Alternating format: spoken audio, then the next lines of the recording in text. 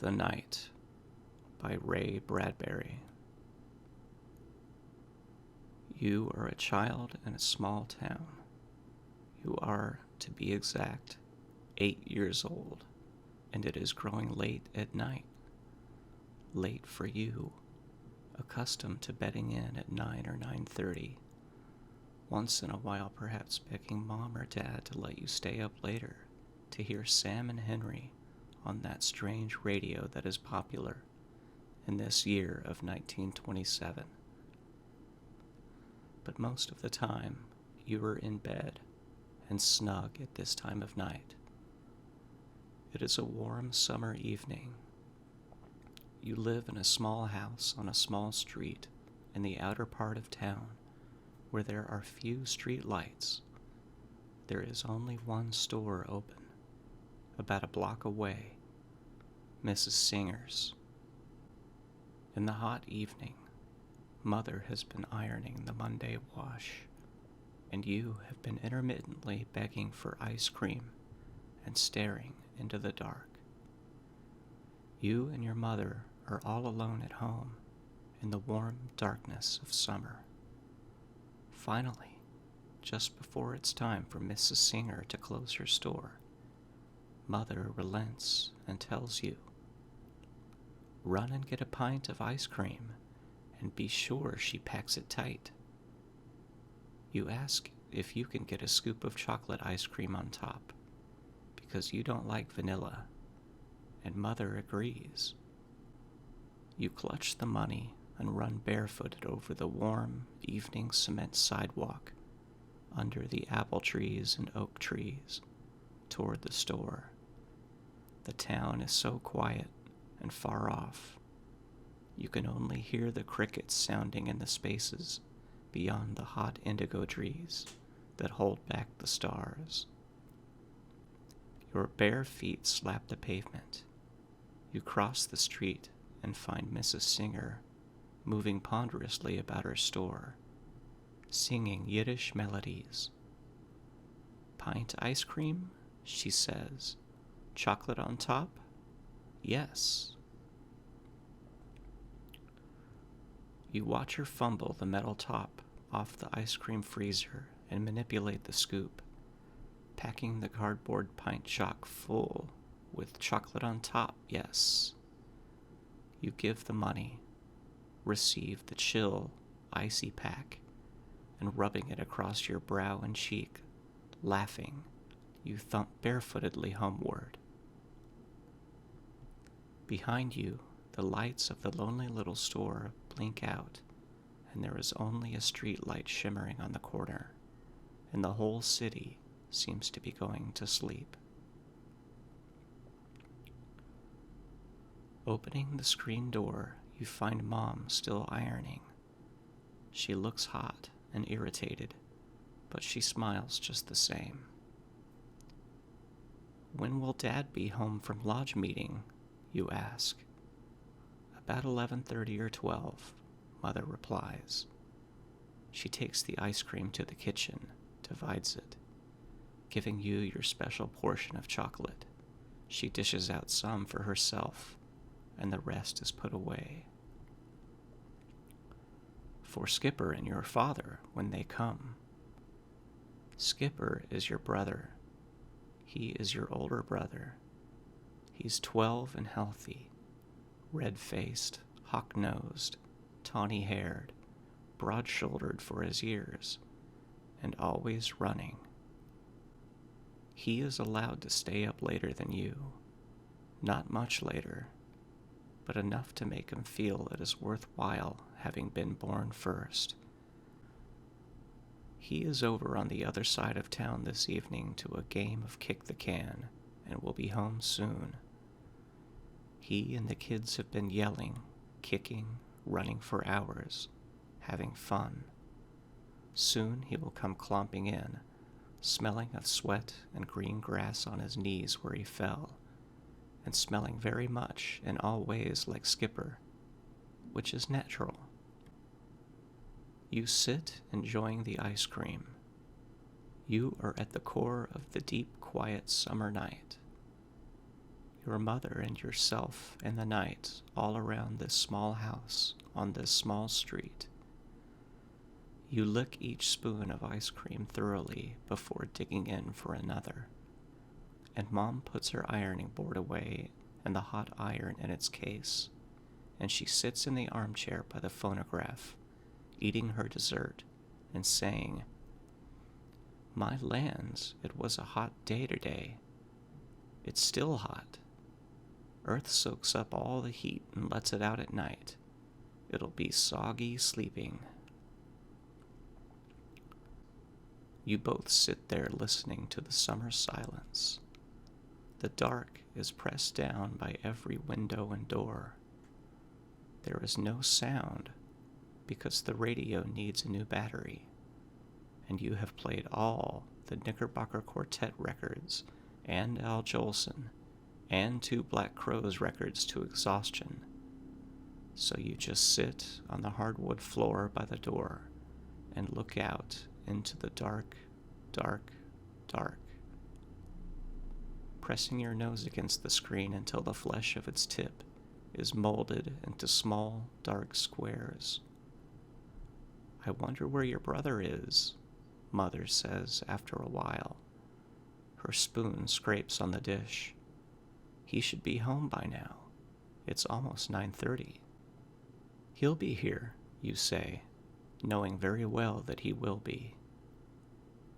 You follow Mom out to wash the dishes. Each sound, each rattle of spoon or dish is amplified in the baked evening. Silently, you go to the living room, remove the couch cushions, and, together, yank it open and extend it down into the double bed that it secretly is. Mother makes the bed, punching pillows neatly to flump them up for your head. Then, as you are unbuttoning your shirt, she says, "Wait a while, Doug." "Why?" "Because I say so." "You look funny, Mom." Mom sits down for a moment, then stands up, goes to the door, and calls. You listen to her calling and calling Skipper.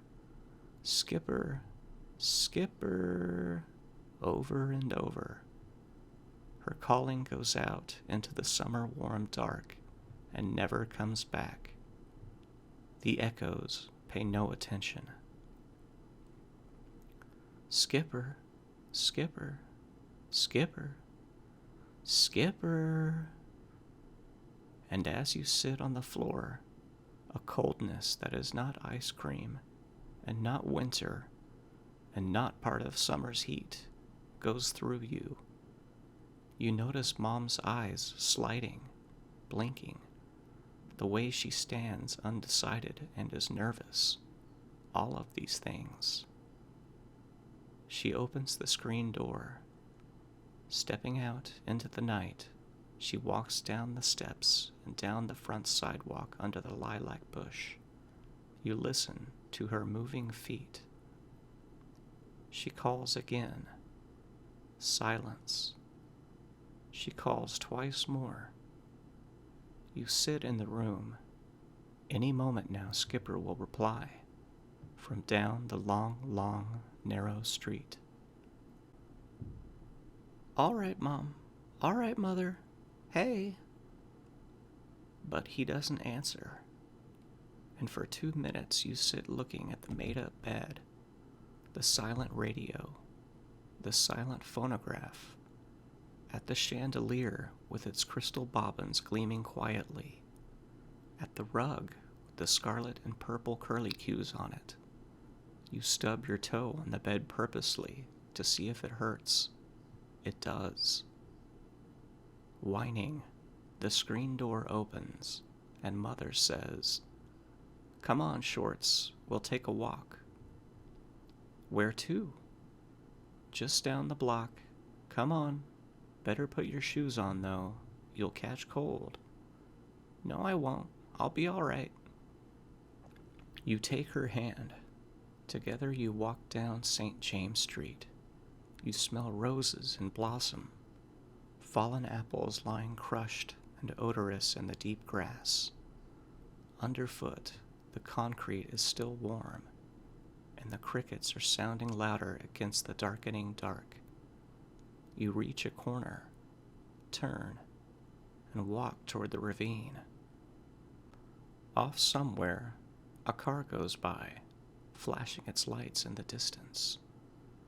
There is such a complete lack of life, light, and activity. Here and there, back off from where you were walking toward the ravine, you see faint squares of light where people are still up. But most of the houses, darkened, are sleeping already, and there are a few lightless places where the occupants of a dwelling sit talking low, dark talk on their front porches. You hear a porch swing squeaking as you walk near. "I wish your father was home," says Mother. Her large hand tightens around your small one. "Just wait till I get that boy. I'll spank him within an inch of his life." A razor strop hangs in the kitchen for this. You think of it. Remember when Dad has doubled and flourished it with a muscled control over your frantic limbs. You doubt Mother will carry out her promise. Now you have walked another block and are standing by the holy black silhouette of the German Baptist Church at the corner of Chapel Street and Glen Rock. In back of the church 100 yards away, the ravine begins. You can smell it. It has a dark, sewer, rotten foliage, thick green odor. It is a wide ravine that cuts and twists across the town, a jungle by day, a place to let alone at night, Mother has often declared. You should feel encouraged by the nearness of the German Baptist Church, but you are not, because the building is not illumined. It's cold and useless as a pile of ruins on the ravine edge.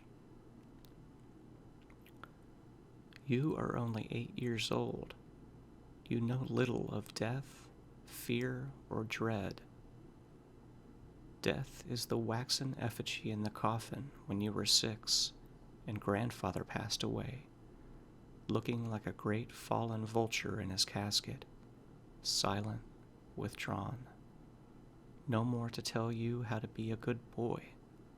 No more to comment succinctly on politics. Death is your little sister one morning when you awaken at the age of 7, look into her crib, and see her staring up at you with a blind, blue, fixed and frozen stare until the men come with a small wicker basket to take her away.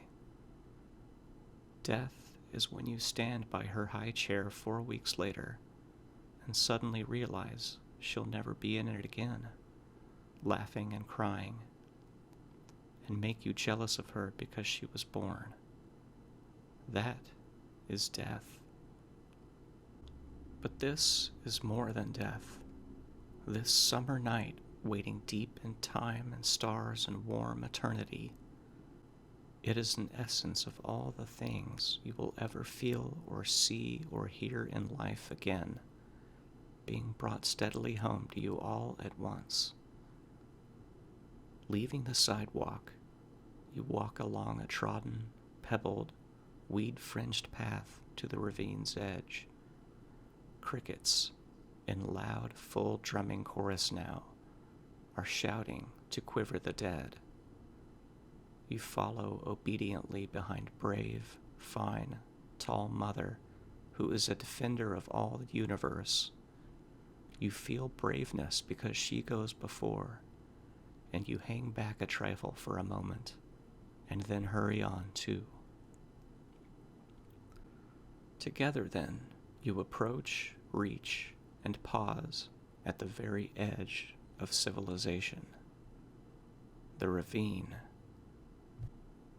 Here and now, down there in that pit of jungled blackness, is suddenly all the evil you will ever know. evil you will never understand. All of the nameless things are there. Later, when you have grown, you'll be given names to label them with, meaningless syllables to describe the waiting nothingness. Down there, in the huddled shadow, among thick trees and trailed vines, lives the odor of decay. Here, at this spot, civilization ceases, reason ends, and a universal evil takes over. You realize you are alone, you and your mother. Her hand trembles. Her hand trembles. Your belief in your private world is shattered. You feel mother tremble. Why? Is she too doubtful? But she is bigger, stronger, more intelligent than yourself, isn't she? Does she too feel that intangible menace, that groping out of darkness, that crouching malignancy down below? Is there then no strength in growing up, no solace in being an adult, no sanctuary in life, no flesh citadel strong enough to withstand the scrabbling assault of midnights? Doubts flush you. Ice cream lives again in your throat, stomach, spine, and limbs. You are instantly cold as a wind out of December gone. You realize that all men are like this, that each person is to himself one alone, one oneness, a unit in a society, but always afraid. Like here, standing. If you should scream now, if you should holler for help, would it matter? You are so close to the ravine now that in the instant of your scream, in the interval between someone hearing it and running to find you, much could happen. Blackness could come swiftly, swallowing, and in one titanically freezing moment, all would be concluded. Long before dawn, long before police with flashlights might probe the disturbed pathway, long before men with trembling brains could rustle down the pebbles to your help, even if they were within 500 yards of you now, and help certainly is. In 3 seconds, a dark tide could rise to take all 8 years of your life away from you, and the essential impact of life's loneliness crushes your beginning to tremble body. Mother is alone too. She cannot look to the sanctity of marriage, the protection of her family's love. She cannot look to the United States Constitution or the city police. She cannot look anywhere, and this very instant, save into her heart, and there she'll find nothing but uncontrollable repugnance and a will to fear. In this instant, it is an individual problem seeking an individual solution. You must accept being alone and work on from there. You swallow hard, cling to her. Oh Lord, don't let her die. Please, you think. Don't do anything to us. Father will be coming home from lodge meeting in an hour, and if the house is empty... Mother advances down the path into the primeval jungle. Your voice trembles. Mom, Skip's all right. Skip's all right. He's all right. Skip's all right. Mother's voice is strained, high. He always comes through here. I tell him not to, but those darned kids, they come through here anyway. Some night he'll come through and never come out again. Never come out again. That could mean anything.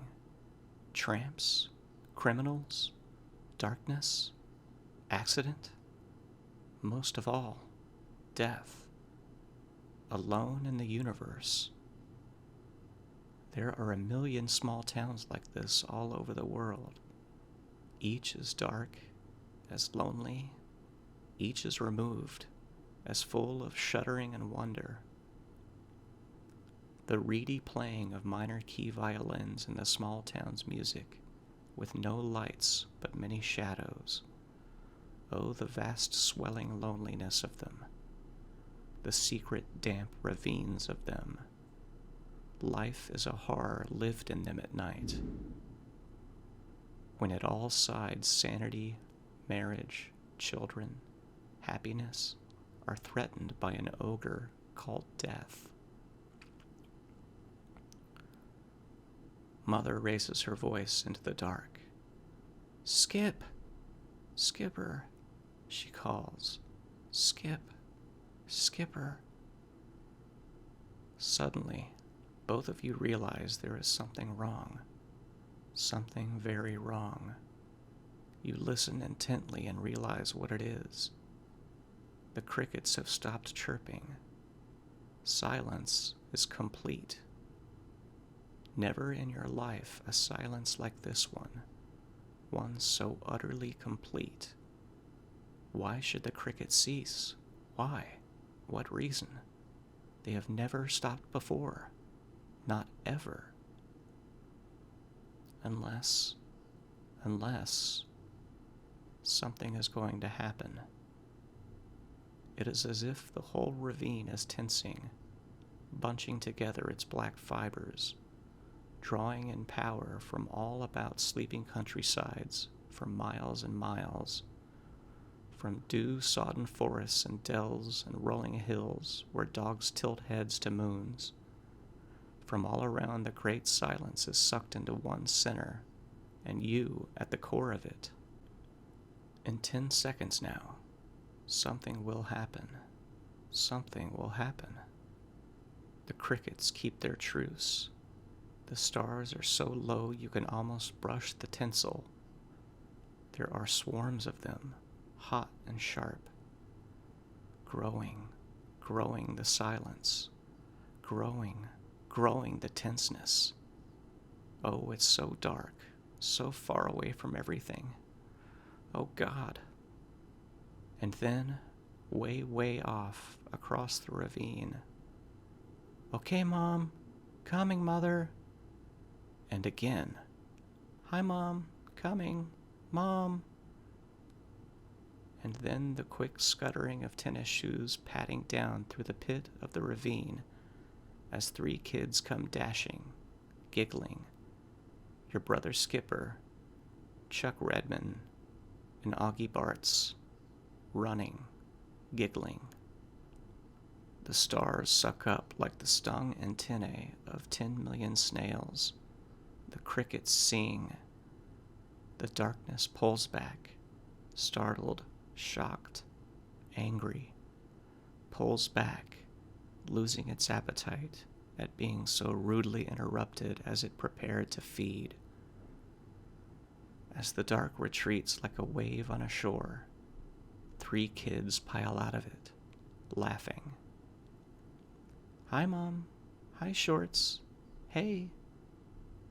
It smells like Skipper, all right. Sweat and grass and his oiled leather baseball glove. "Young man, you're going to get a licking," declares Mother. She puts away her fear instantly. You know she will never tell anybody of it, ever. It will be in her heart, though, for all time, as it is in your heart for all time. You walk home to bed in the late summer night. You are glad Skipper is alive, very glad. For a moment there, you thought, far off in the dim, moonlit country, over a viaduct and down a valley, a train goes rushing along, and it whistles like a lost metal thing, nameless and running. You go to bed shivering beside your brother, listening to that train whistle and thinking of a cousin who lived way out in the country where that train is now. A cousin who died of pneumonia late at night years and years ago. You smell the sweat of Skip beside you. It is magic. You stop trembling. You hear footsteps outside the house on the sidewalk as Mother is turning out the lights. A man clears his throat in a way you recognize. Mom says, "That's your father." It is. And that's Night by Ray Bradbury. Thanks, guys.